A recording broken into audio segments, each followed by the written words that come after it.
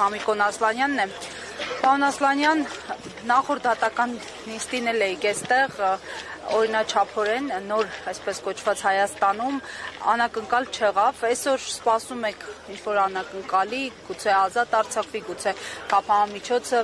փոխվի, ինչ եք սպասում։ Անկեղծ ասած, շատ կուզենայի, որպեսզի մեր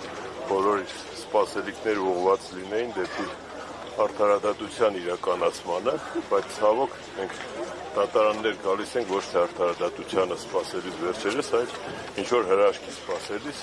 եթե այդ հրաշքին սպասելուն է վերաբերում, գուցե, բայց արդարադատության իրականացման ուղղությամբ ցավոք սրտի այլևս Հայաստանի Հանրապետությունում գրեթե ոչ ոք արդարադատության իրականացմանը չի հավատում,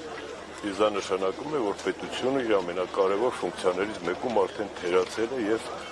ցավոք պետք է արձանագրել, որ այդ հույս ու հավատի վերանալուն հետ երկրում աճում են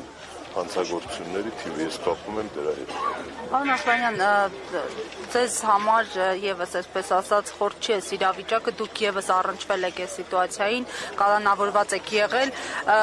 պետությունը սրանով, պետությունը չէ, իշխանությունները սրանով ինչ հարց են լուծում եւ հնարավոր է արդյոք այս կերպ ճնշել, օրինակ պայքարը, շարժումը, քաղաքական գործիչներին։ Տարբեր անգամ տարբեր անձանց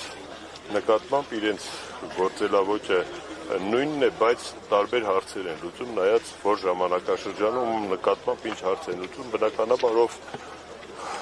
կոտրվելու ընդունակություն ունի, նա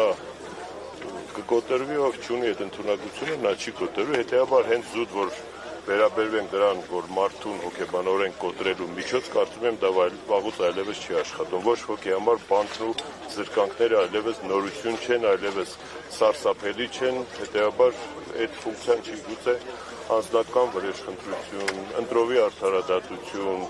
սելեկտիվ վերաբերմունք մարդկանց տարբեր խմբերի վերաբերմամբ, բայց ամեն դեպքում դրան արդարադատություն դնել չի կարելի։ Պարոն Ասլանյան, Գործիչները նշում են, որ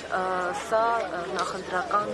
արշավ է նաև, պատրաստվում են 2026 թվականին ու այս բանտարկությունները հենց այդ ֆոնին են դիտարկում։ Հետո Հայաստանի Հանրապետությունը փշալարերով փակեն